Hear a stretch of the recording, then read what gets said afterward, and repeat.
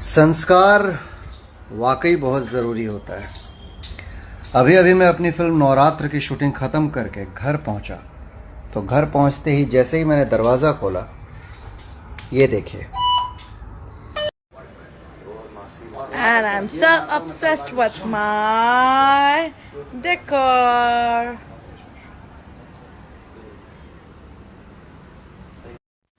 संस्कार वाकई बहुत ज़रूरी होता है।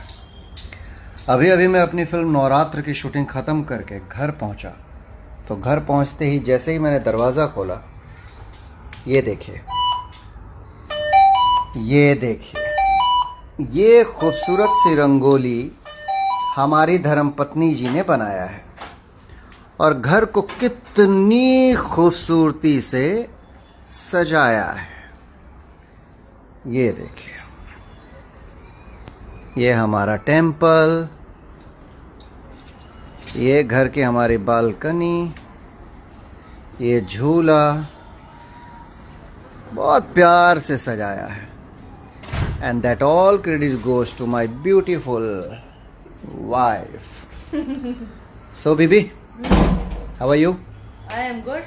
और ये दहेज में एक आदमी और भी आया है मेरे साथ। तो देखा आप सबने कि निधि झा ने कैसे अपने घर को बढ़िया से डेकोरेट किया है।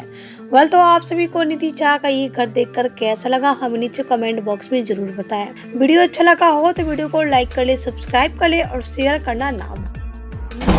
How are you? I am good. और ये दहेज में एक आदमी और भी आया है मेरे साथ।